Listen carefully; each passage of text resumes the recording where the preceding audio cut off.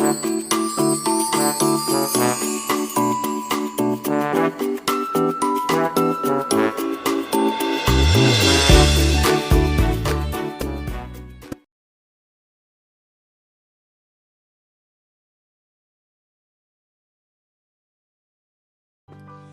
وسهلا ومرحبا بكم. كيف حالكم يا حلوين؟ اشتقت إليكم كثيرا. اليوم أريد أن أقرأ لكم قصة جميلة جدا، لكن لا تنسوا أن تشتركوا في قناة فرح الأطفال وتفعلوا زر الجرس وتضغطوا على اللايك. هيا بنا لكي نبدأ بالقصة. عنوان قصة اليوم وهي الإبريق الحديدي والفخاري.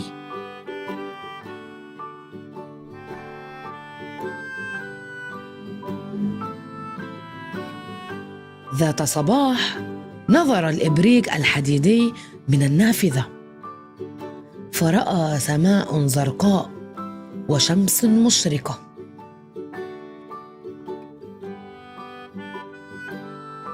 والتفت إلى ركن بالمطبخ فرأى الإبريق الفخاري يغط في نوم عميق.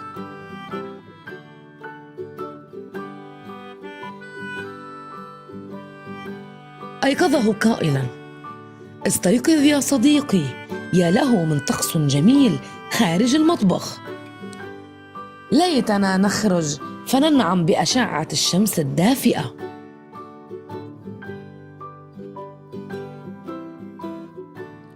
استيقظ الإبريق الفخاري ثم قال: نعم، إنه طقس جميل، ولكن لا يمكنني التمتع به. قال له: وما الذي يمنعك؟ ما رأيك لو نخرج في نزهة صغيرة؟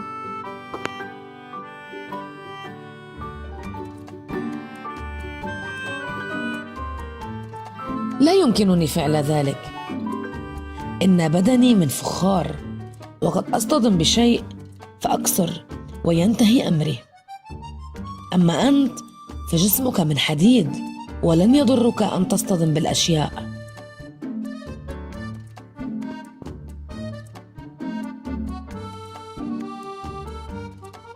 فكر الإبريق الحديدي قليلا ثم قال: سوف أسير قربك، وكلما اقترب منك شيء وضعت نفسي بينك وبينه، فصرت لك درعا يحميك من الصدمات.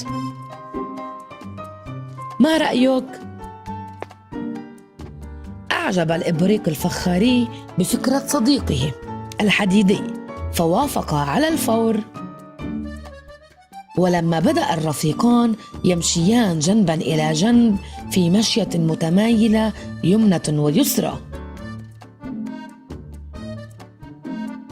ارتطم الإبريقان ببعضهما منذ الخطوات الأولى، فتصدع الإبريق الفخاري بسبب صدمة من كان يفترض أن يكون درعا له، فأصبح غير صالح للطبخ. أما الإبريق الحديدي فندم على صنيعه ندما شديدا، وتعلم أن لا يحمل الآخرين ما لا يطيقون.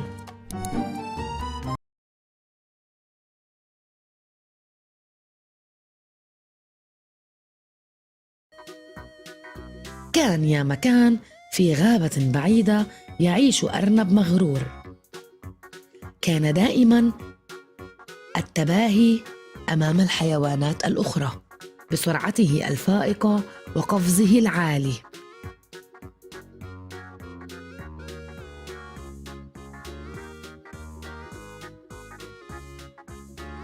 وفي يوم من الأيام بينما كان الأرنب يتجول في الغابة، صادف في طريقه سلحفاة تمشي ببطء شديد،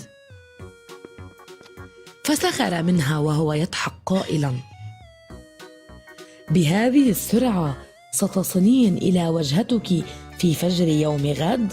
ها ها ها. فردت عليه السلحفاة بكل هدوء وقالت له: في التأني السلامة وفي العجلة الندامة.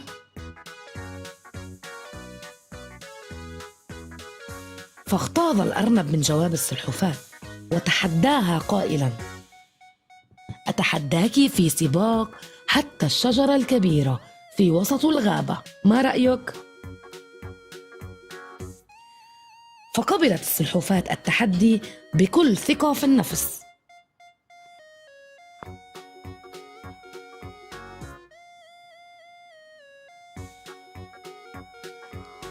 وعند إشارة الانطلاق ركض الأرنب كالسهم حتى أصبح غير مرئي، بينما تقدمت السلحفاة بخطوات بطيئة. وفي وسط الطريق لاحظ الأرنب أن السلحفاة بعيدة جدا، فقرر أن يرتاح في ظل شجرة حتى تلحق به فيعود إلى السباق من جديد.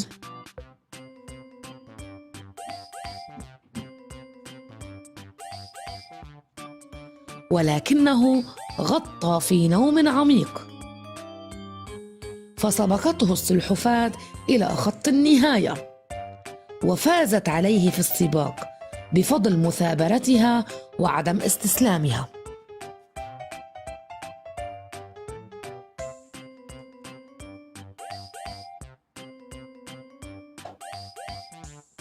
وفشل الأرنب بسبب غروره وتعاليه على بقية الحيوانات.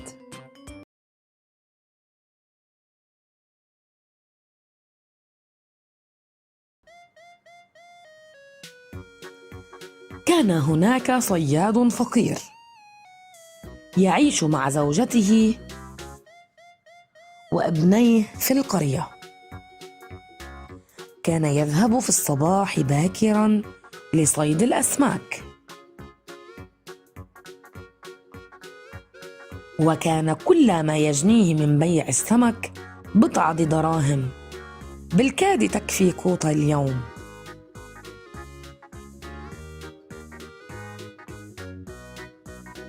وذات يوم مرض ابنه الوحيد، فطلبت منه زوجته الذهاب إلى حكيم القرية. فقال له الحكيم أن العلاج غير متوفر في القرية، ولكن متوفر في المدينة وبسعر ثمين. حزن الصياد وجلس يائسا وزوجته.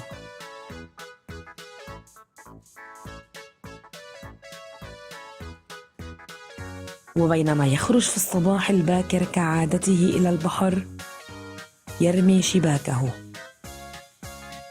ويتأمل في كل مرة الخير الوفير. وبعد أن رفع الشبكة فجأة ظهرت سمكة صغيرة فضية لامعة، دهشت ببريقها الصياد.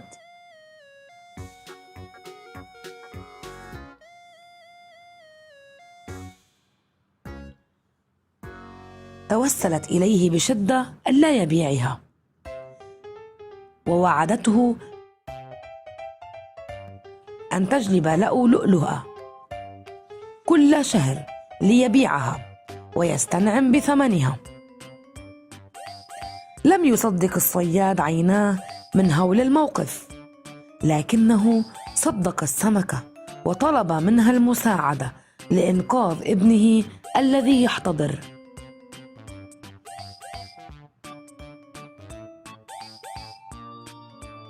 وفوراً نزلت إلى أعماق البحر وغابت مدة من الزمن، ورجعت للصياد بلؤلؤة ناصعة البياض.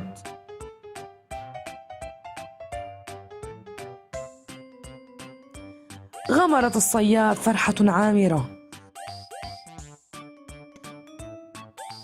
وأسرع ليبيعها ليجلب الدواء لابنه المريض.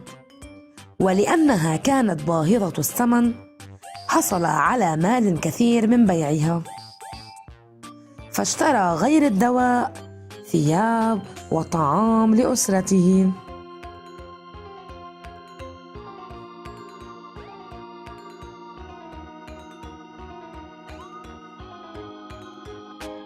وهكذا استمر الحال في تقديم السمكة لؤلؤة للصياد كل شهر.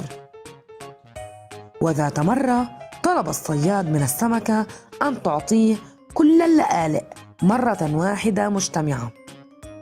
حينها أحست السمكة بطمع الصياد ونزلت إلى أعماق البحر ولم تعد بعدها. أحس الصياد بالندم حيال طمعه وأدرك أن القناعة كنز لا يفنى.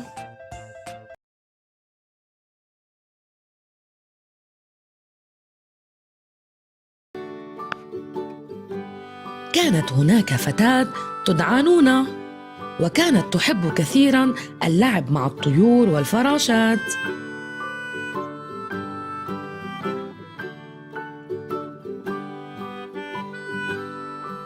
كما كانت شديدة الشغف باللعب بالطائرات المصنوعة من الورق.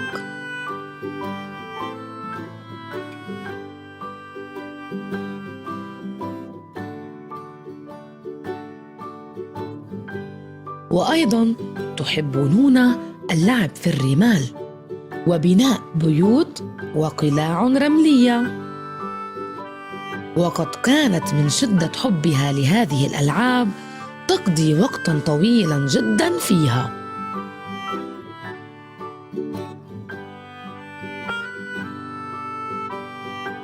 وحينما كانت تستغرق في اللعب كان ملابسها تتسخ جداً ويعلو وجهها ويضيء ويديها الغبار والتراب. وكلما عادت إلى المنزل تنزعج أمها من مظهرها لأنها كانت متسخة في التراب ووجهها ويديها.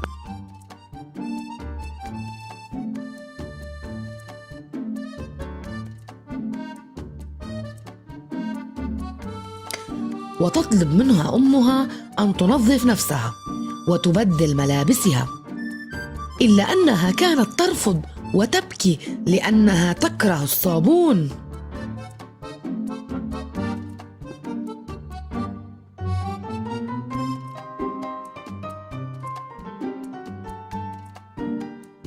وذات ليلة نامت نونا ورأت حلماً مزعجاً، حيث رأت الجراثيم الضارة تهاجم قلعتها وتحيط بها وتريد أن تؤذيها.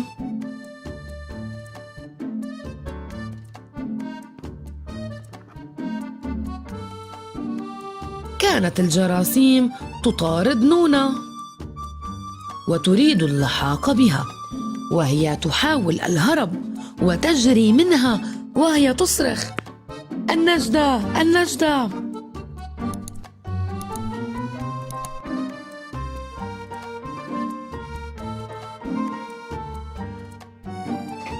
وبينما هي تجري وتطلب الاستغاثة وإذ بها ترى ملك الفقاقيع، إنها الصابونة تظهر أمامها، ويحاول طمأنتها ويخبرها أنه سيحميها من كل الجراثيم وسيقضي عليهم جميعاً.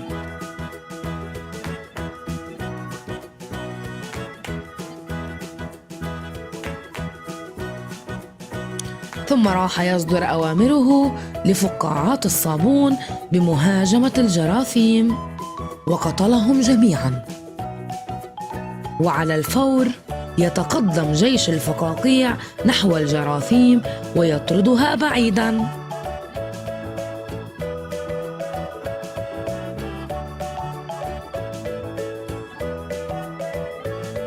ومنذ تلك الليلة تغير رأي نونا في الصابون، ولم تعد تكره استخدام الصابون، بل أصبحت تحرص على نظافتها الشخصية وتستخدم الصابون في غسل يديها ووجهها، لأن الصابون يطرد الجراثيم. وتحرص دائما نونا على تنظيف أسنانها. إذن يا حلوين، هذه هي قصتنا لليوم عن النظافة الشخصية، أريد منكم أن تنظفوا أيديكم ووجهكم وأسنانكم بالماء والصابون كل يوم لكي نطرد الجراثيم.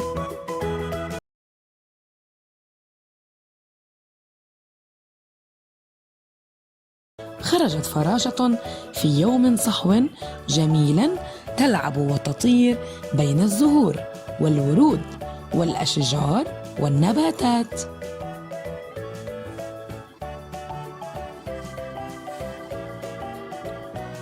حطت على نبتة بها شوك كثير وحاد، فانغرزت في جسمها شوكة أوجعتها كثيرا.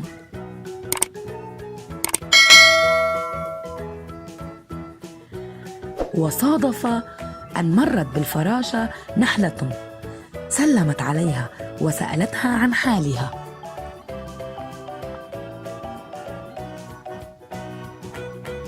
فلما رأتها جريحة حطت بالقرب منها واهتمت بها.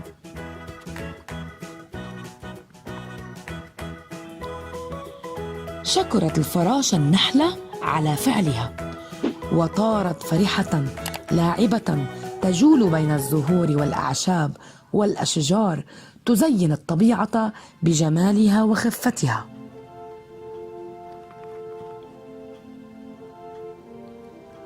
وذهبت النحلة في سبيل حالها تصنع العسل شفاء للناس.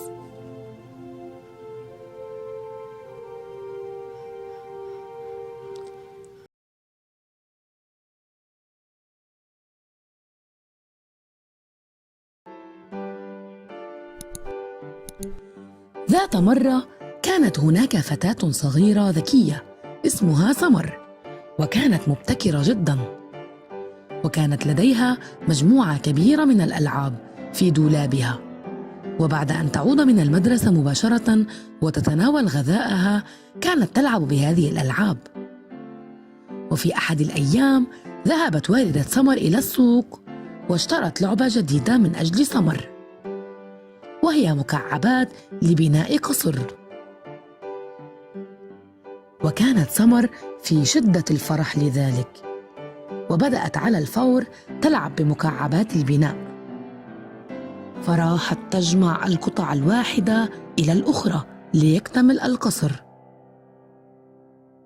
وبعد أن اكتمل انهارت كل القطع واحدة فوق الأخرى، فهي لم تنظمها بشكل صحيح.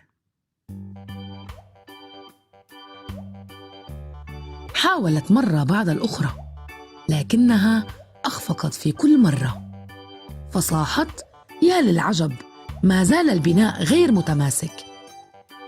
لم تكن قادرة على تنظيم مكعبات عديدة معا بيديها الصغيرتين، ودخلت إلى غرفتها أمل أعز صديقاتها لتلتقي بها.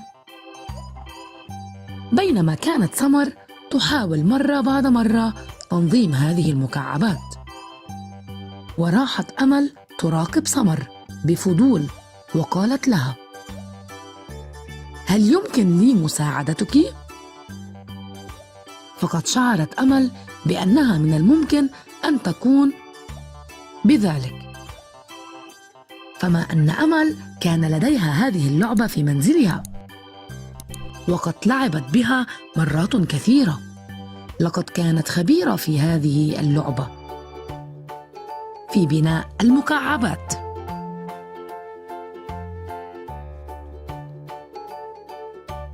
كانت سمر منزعجة لأنها لم تكن قادرة على بناء القصر بنفسها، فقالت دون أن ترفع رأسها عن اللعبة: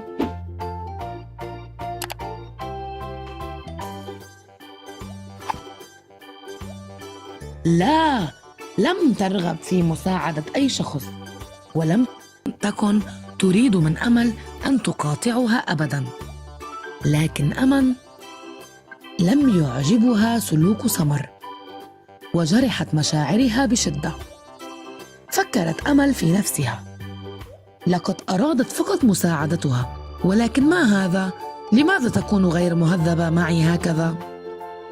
وشعرت أن سمر تتكبر عليها وتهملها، فقالت في نفسها أنها لم تعد تهتم بي، وربما لا ترغب في أن نكون صديقتين.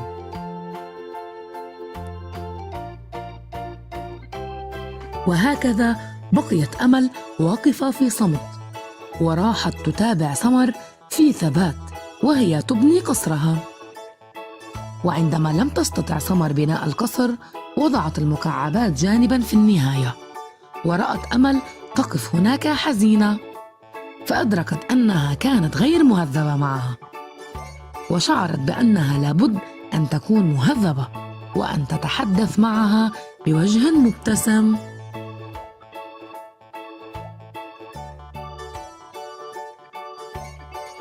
ولما أدركت خطأها قالت على الفور لأمل بوجه مرح: أنا آسفة، كان لابد أن أتحدث معك بطريقة مهذبة، لم أقصد أن أجرح شعورك، وأنا ممتنة لك لأنك أردت مساعدتي. ثم أضافت سمر قائلة: إنني أقدر مساعدتك كل التقدير، ولكن دعيني أحاول مرة أخرى، وإذا لن أستطع بناء القصر فسوف أكون ممتنة لك إذا قدمت لي المساعدة. قالت أمل: حسناً، وهي تنظر في سعادة.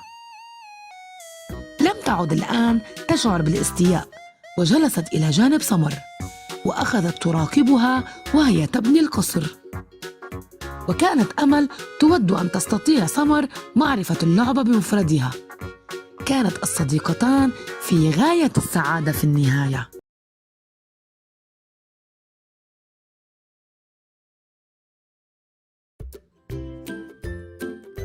قالت الأم النملة لأبنائها: هيا إلى الداخل يا أبنائي، فإن المطر شديد في الخارج والهواء شديد البرودة.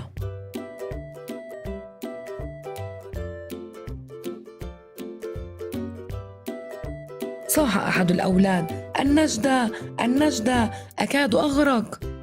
قالت الأم: احذروا يا أبنائي حتى لا يجرفكم الماء، وتشبثوا في الجدران بقوة.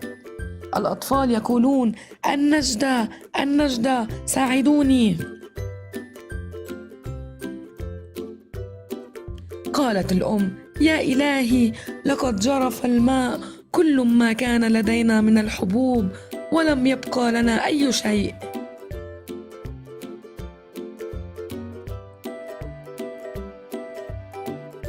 قالت النملة الصغيرة: إنني جائعة يا أمي، أين الطعام؟ قالت أختها: أنا أيضا جائعة، أريد طعاما.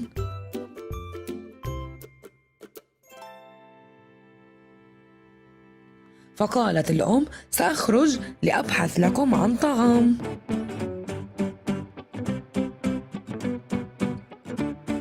يا إلهي، لا يمكنني الحصول على أي طعام في هذا الجو، سأعود إلى الجحر ثانية، وعندما يهدأ المطر سوف أخرج من جديد للبحث إن شاء الله. قالت الأم في نفسها: أولادي جائعون وليس لدينا أي طعام، ماذا أفعل يا ربي؟ ماذا أفعل؟ فكرة طيبة، سأذهب إلى جارتنا فربما أجد لديها بعض الطعام لأولادي. لا زالت السماء تمطر، أرجو أن لا أتسبب في مضايقتهم بحضوري في هذا الوقت، ولكن ماذا أفعل والصغار ليس لديهم أي طعام؟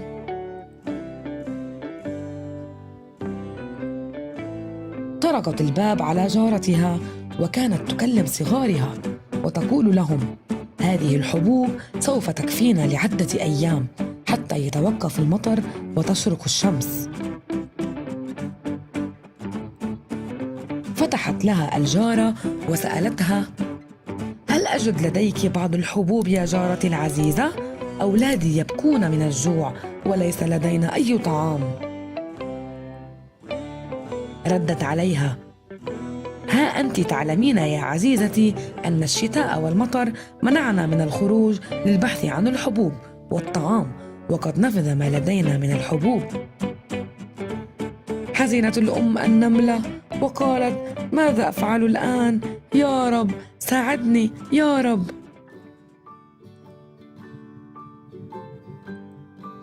وعندما رجعت فرح صغارها: أمي جاءت، أمي جاءت، ولكن أين الطعام يا أمي؟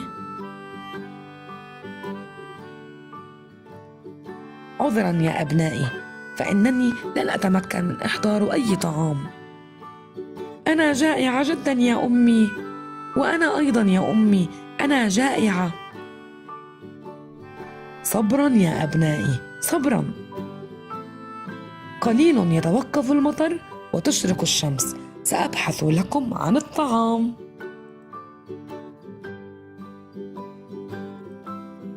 الحمد لله، الحمد لله، لقد انقطع المطر وأشرقت الشمس من جديد.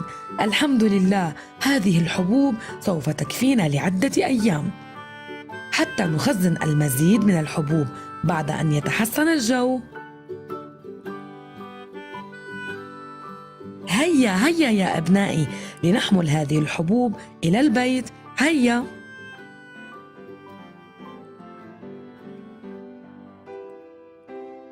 قال أحد الصغار: لم أعد أقوى على السير. فقالت لهم: لقد أوشكنا على الانتهاء يا أبنائي. وبعدما أكل الصغار قالت لهم: هيا يا أبنائي إلى النوم، فقد تعبتم كثيرا.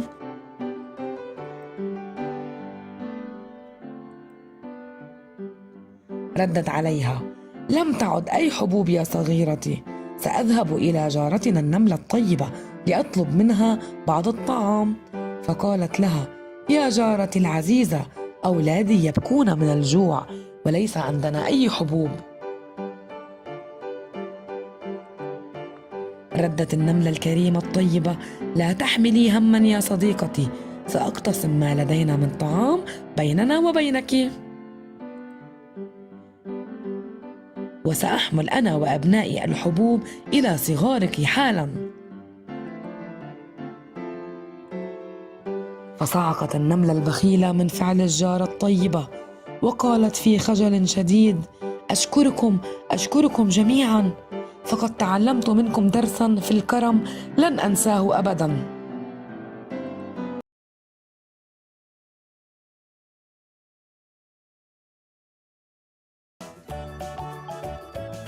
لبست شهد الحذاء الجديد وذهبت إلى المدرسة.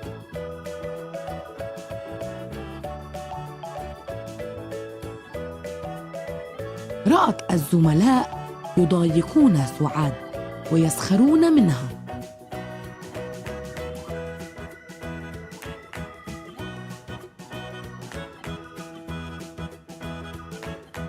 لأن سعاد تلميذة فقيرة وملابسها قديمة.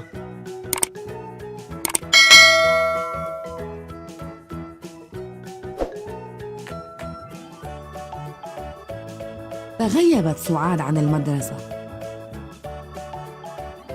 فسأل الأستاذ: لماذا غابت سعاد اليوم؟ ذهبت شهد تسأل عنها ومعها أخوها فهد.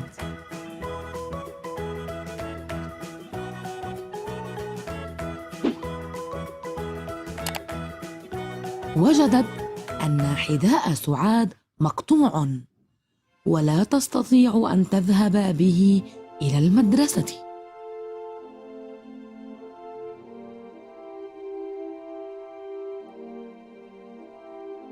ذهبت شهد إلى البيت وقسمت ملابسها نصفين وأخذت حذاءها الجديد.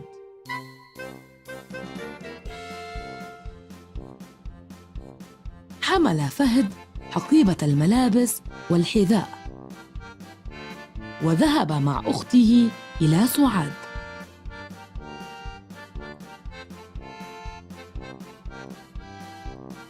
عادت سعاد إلى المدرسة بملابسها الجميلة.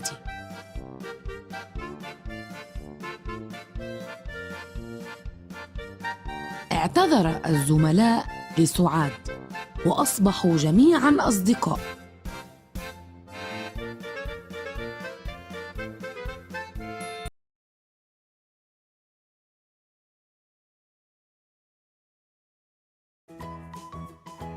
حل فصل الربيع، فأخذت العصافير تغرد على أغصان الأشجار وتغني ألحاناً رائعة، وامتلأت الغابة بالأزهار الجميلة والفراشات الملونة. خرجت جميع الحيوانات من بيوتها بعد نوم طويل، واستمتعت بدفء الشمس من جديد.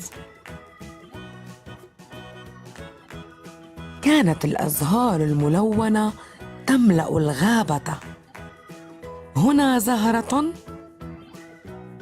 وهناك زهرة بيضاء، وألوان كثيرة زاهية تملأ النفس حباً لها.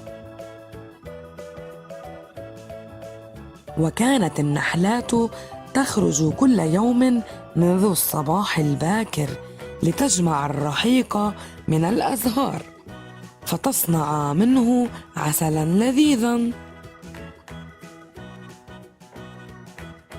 وفي الغابة كانت جميع الحيوانات تحب العسل، وتصطف صباح كل يوم أمام خلية النحل لتأخذ العسل.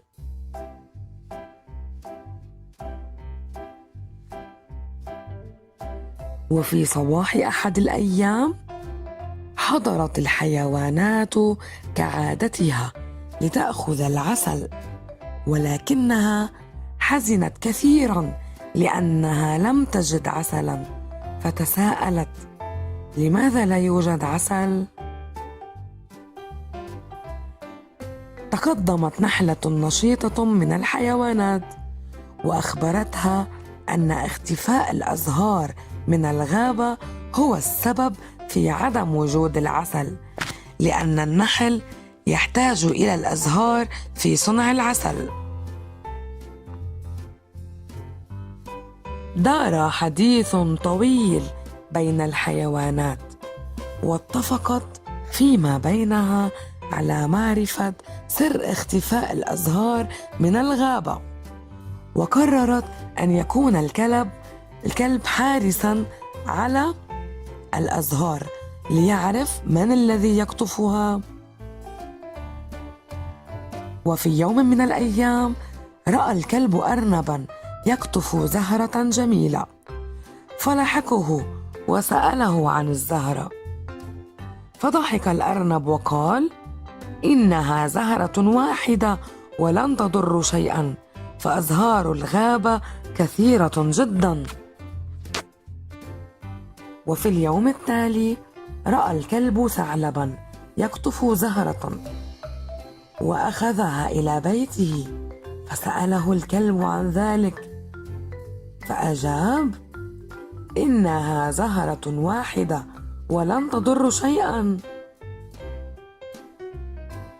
وفي يوم ثالث جاء غزال وقطف زهرة، فتبعه الكلب وسأله عن سبب ذلك، فقال الغزال: إنها زهرة واحدة ولن تضر شيئاً. عرف الكلب سر اختفاء الأزهار من الغابة، فجرى مسرعاً إلى ملك الغابة وقال له: معظم الحيوانات تقطف الأزهار، ويظن كل واحد منها أن زهرة واحدة لن تضر شيئاً، حتى لم يعد في الغابة أزهار. غضب ملك الغابة كثيراً، ودعا جميع الحيوانات إلى اجتماع طارئ، وأعلن أمام الجميع قراره بمنع قطف الأزهار من الغابة، وفرض عقوبة على كل من يقطف زهرة بحرمانه من العسل مدة أسبوع. نفذت الحيوانات قرار ملك الغابة، فامتنعت عن قطف الأزهار، وبعد فترة من الزمن عادت الأزهار تملأ الغابة من جديد، وعادت النحلات تصنع العسل اللذيذ لتوزعه على سكان الغابة السعيدة.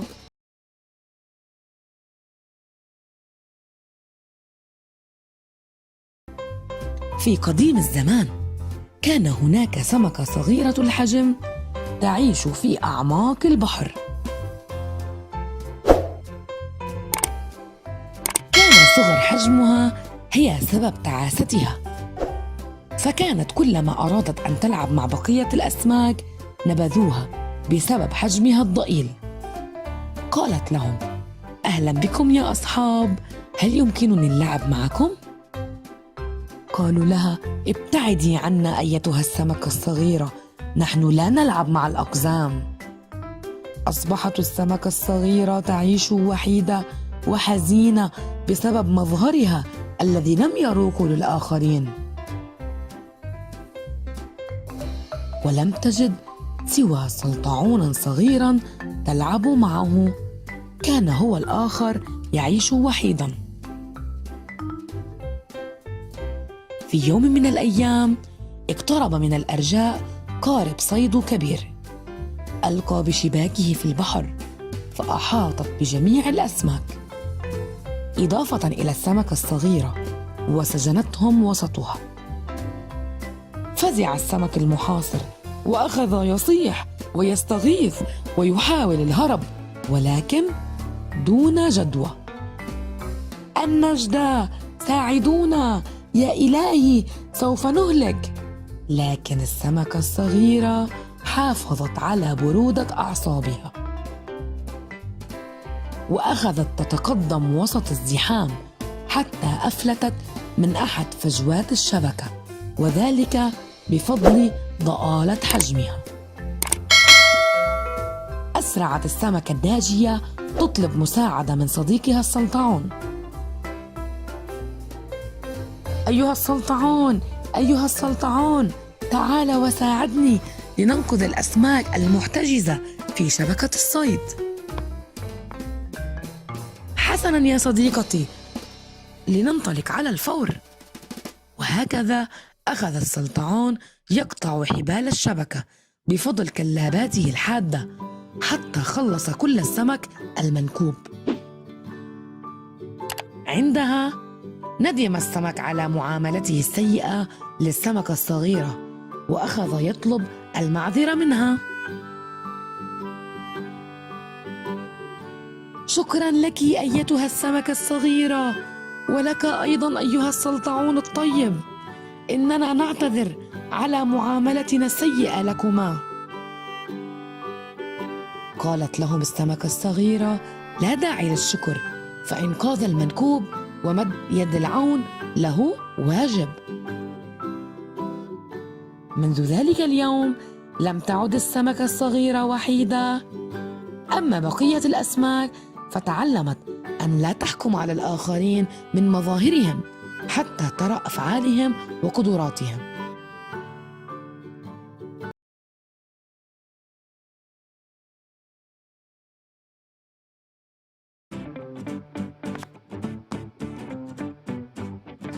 حكى في قديم الزمان أنه كانت هناك قرية صغيرة وجميلة، وكان يتوسط القرية مسجد يدرس به الأطفال ويتعلمون الفقه والقرآن وبقية العلوم.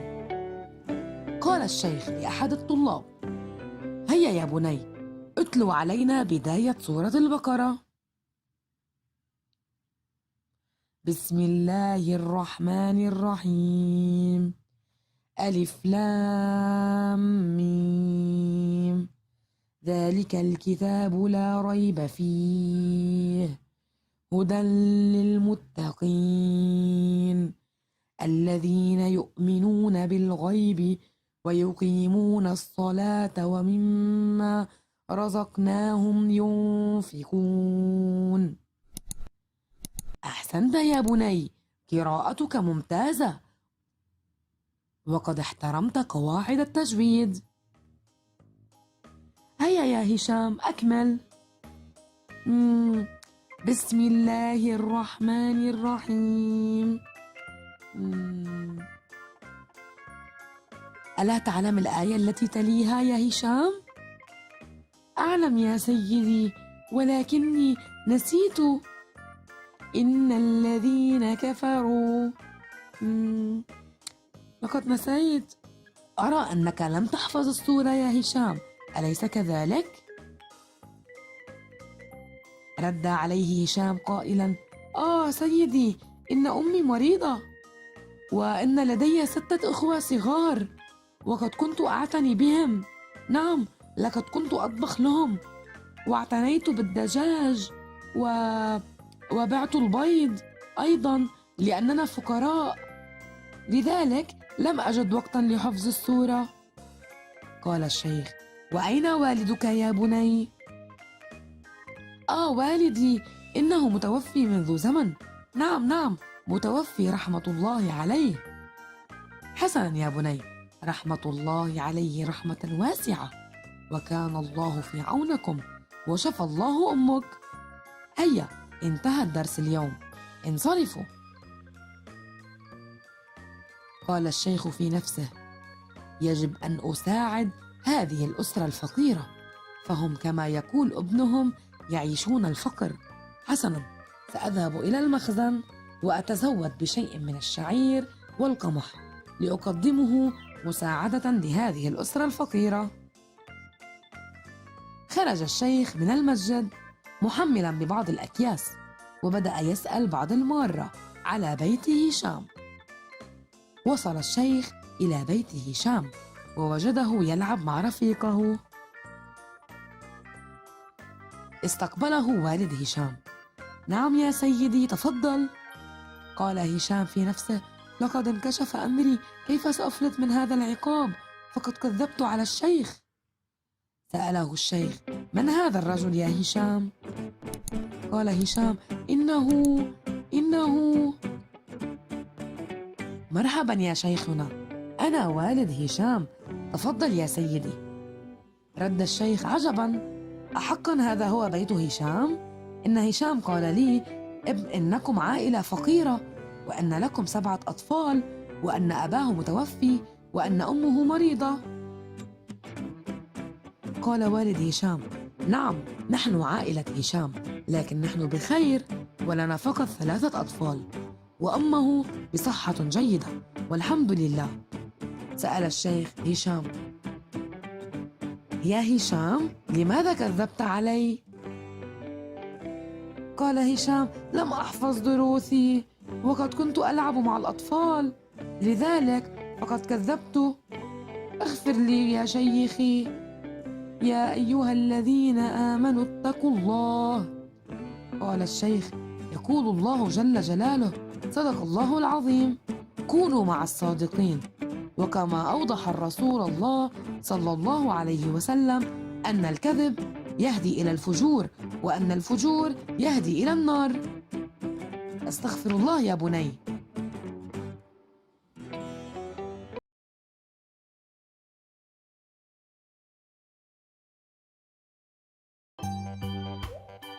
أرنوب يحب أن يلعب بالكرة كثيرا، وخاصة في الحديقة.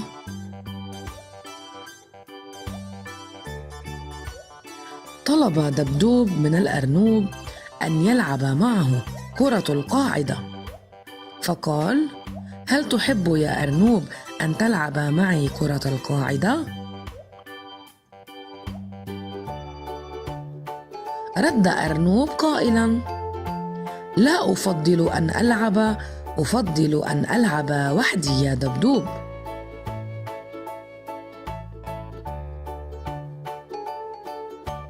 فرد ولا مبالي على أرنوب وقال: وأنا سألعب وحدي.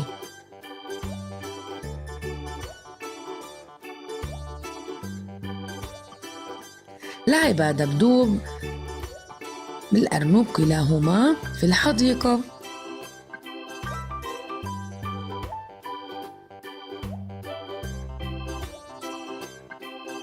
قال أرنوب: أحاول أن ألعب وحدي، ولكن هذا غير مسل.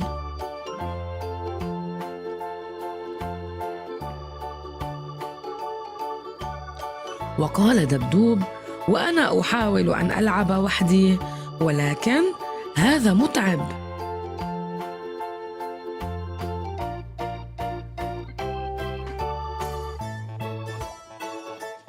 صرخ دبدوب وأرنوب وقالا أن اللعب وحدهم هذا غير مسلي ومتعب جدا.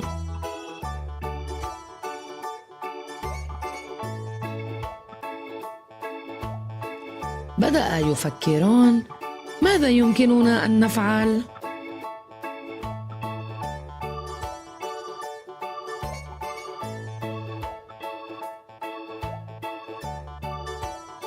أجابا أرنوب ودبدوب: هيا نلعب معا كي نتسلى.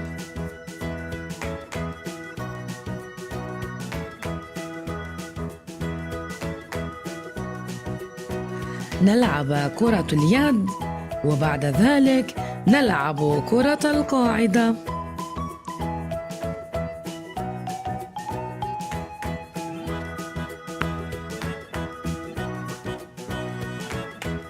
رد دبدوب: هيا بنا.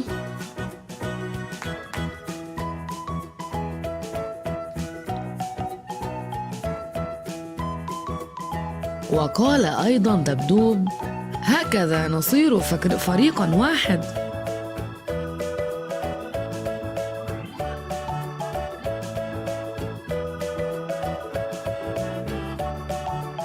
وقال أرنوب: مرة نلعب كرة اليد ومرة أخرى نلعب كرة القاعدة.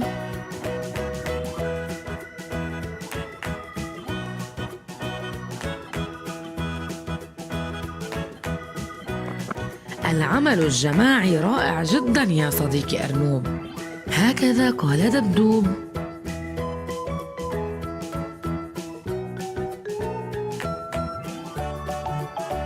إذن أصدقائي، العمل الجماعي هو مفيد جدا وهو مسل أيضا كما فعل أرنوب ودبدوب. لذا علينا يا أصدقائي أن نتشارك سويا اللعب أو العمل أو أي شيء آخر لكي تصبح حياتنا أفضل.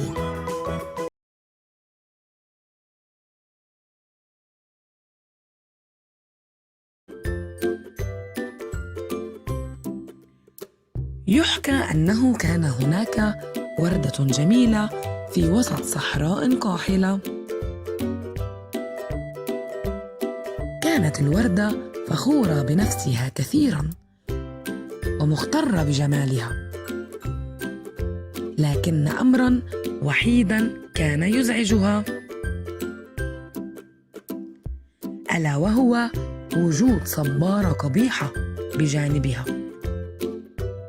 في كل يوم كانت الوردة تنظر إلى الصبارة وتعايرها بقبحها وبشاعة مظهرها، في حين كانت الصبارة تلتزم الصمت والهدوء.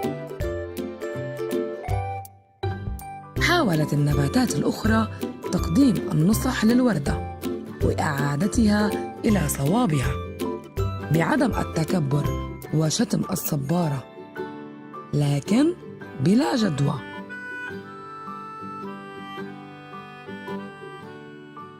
وهكذا ظل الحال حتى حل الصيف واشتدت الحرارة والجفاف، فبدأت الوردة تذبل وجفت أوراقها وفقدت ألوانها الزاهية النضرة.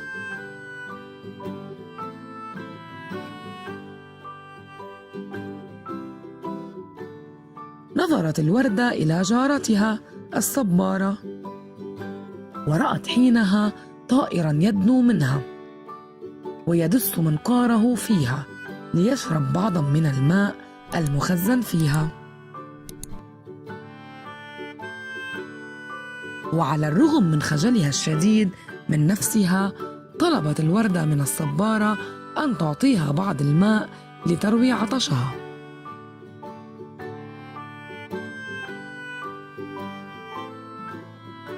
فوافقت الصبارة في الحال وساعدت جارتها على الصمود والنجاة في الحر والجفاف الشديدين.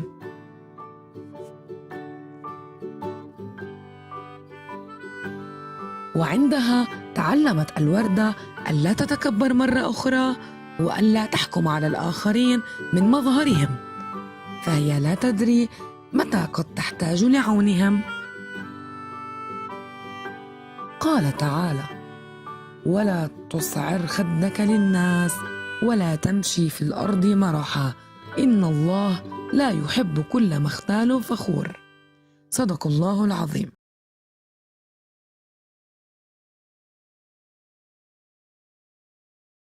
في قرية صغيرة في سفح الجبل عاش حميد وعمل كراع لأغنام أهلها.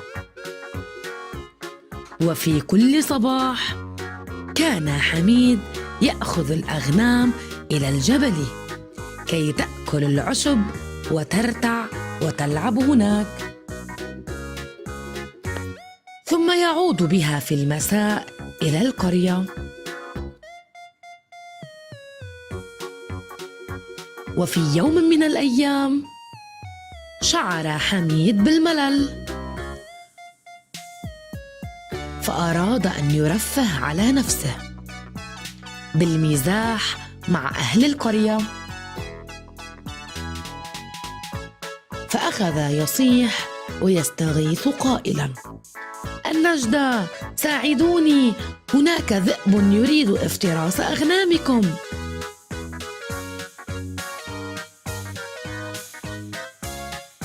هرع إليه أهل القرية كي ينقذوا قطيع الأغنام، ولكنهم اكتشفوا أن حميد كان يمزح، فعادوا إلى القرية منزعجين من مزاحه الثقيل.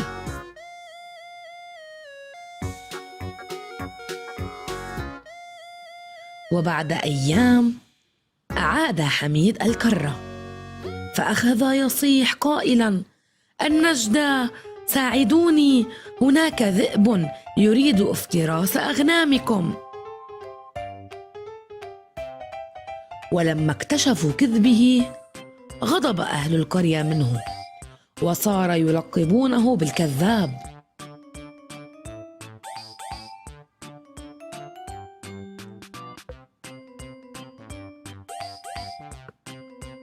وذات يوم وبينما كان الراعي في الجبل، وإذا بذئب ضخم يظهر من بين الصخور ويهجم على الأغنام ليفترسها.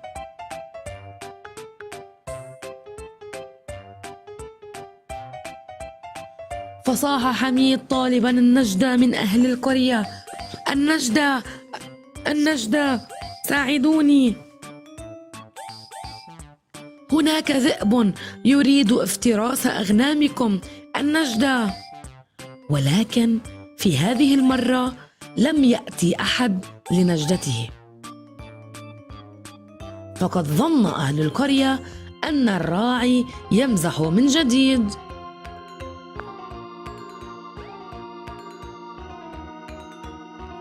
وهكذا استطاع الذئب أن يفترس أحد النعاج، وخسر حميد عمله وثقة أهل القرية فيه.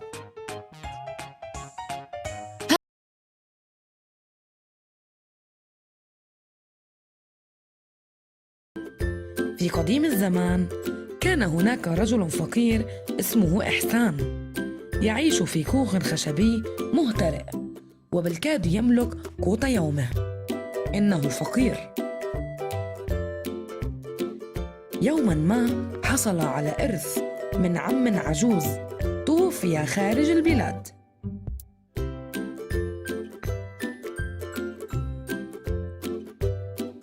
عندها انقلبت حياته واشترى بيتا جديدا، وتقرب منه الجميع وشاركوه بماله.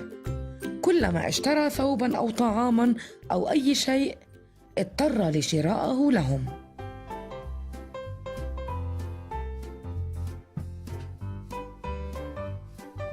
وعندها مر رجل فقير فأهمله الجميع، لكن إحسان لحقه وأعطاه مبلغا من المال. شكره هذا الرجل، فرد إحسان بقول: إذا كنا لم نساعد بعضنا فمن سنساعد؟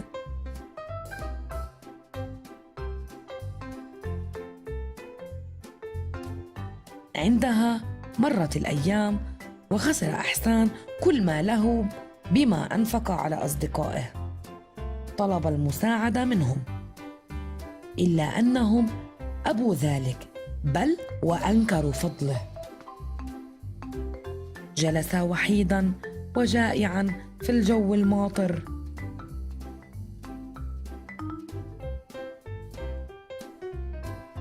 وفجأة اقترب منه رجل مغطى رأسه واصطحبه إلى منزله الفخم الجميل.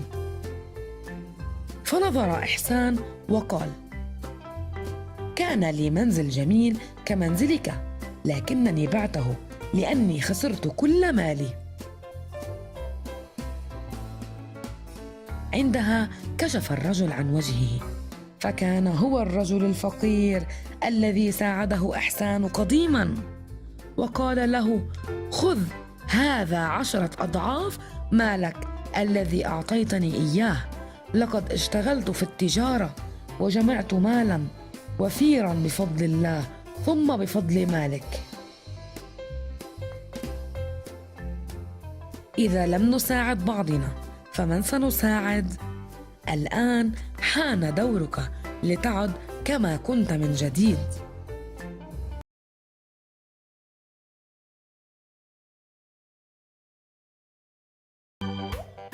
في أحد الغابات عاشت عائلة أرانب في منزل صغير في سعادة وأمان.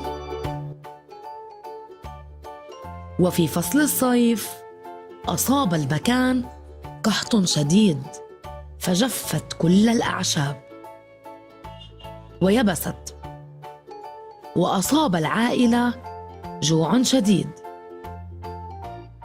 ولم يجدوا شيئا ليأكلوه.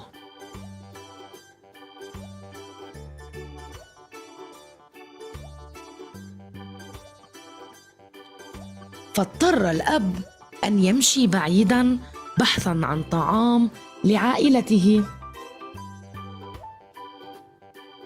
فخرج وحمل معه حقيبة قديمة ليجمع فيها ما يصادفه من طعام في الغابة.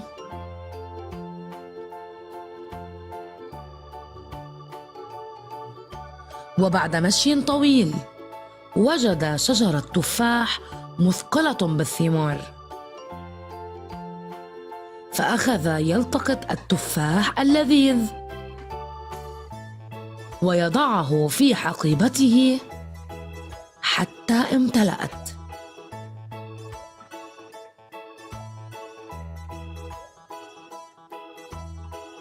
وفي طريق العودة صادفه خلد، فسلم عليه وسأله عن حاله.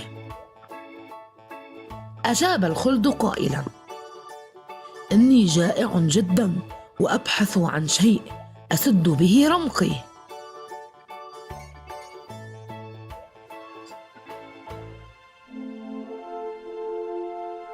وفي منتصف الطريق اعترض سبيله قنفذ، فسلم عليه وسأله عن حاله. فأجاب القنفذ قائلا: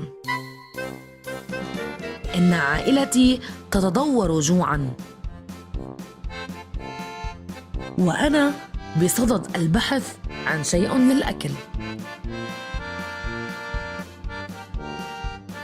ودون تردد قدم الأرنب إلى القنفذ من التفاح ما يكفيه ويكفي عائلته، ثم واصل طريقه.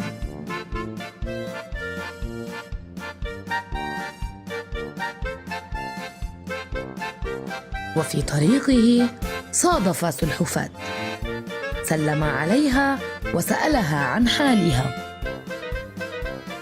فأجابت السلحفاة قائلة: أبحث عن شيء للأكل منذ الصباح ولكن دون جدوى.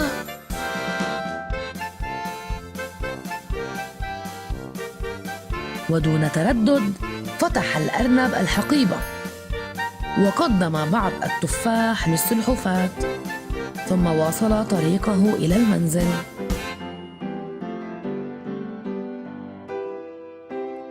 وبينما كان الأرنب يمشي ويحمل التفاح على ظهره، تمزقت الحقيبة القديمة وأخذت التفاحات تتساقط الواحدة تلو الأخرى في الطريق دون أن ينتبه لها.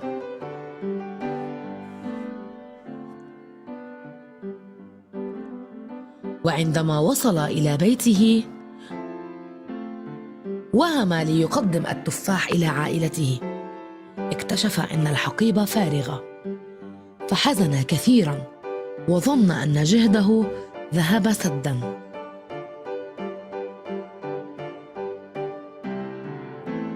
وبينما كانت العائلة جالسة تتضور جوعاً، وإذا بالباب يطرق، فإذا بالخلد يحمل بعض الجزر، وبالقنفذ يحمل سلة فطر، والسلحفاة تحمل ملفوفة. جاءوا جميعاً حتى يردوا جميل الأرنب. وهكذا أكل الجميع ولم يبقى أحد جائعاً. هذه هي قصتنا لليوم. إذا أعجبتكم اشتركوا في هذه القناة فرح الأطفال وفعلوا زر الجرس، ولا تنسوا الضغط على الإعجاب. إلى اللقاء في مواضيع أخرى.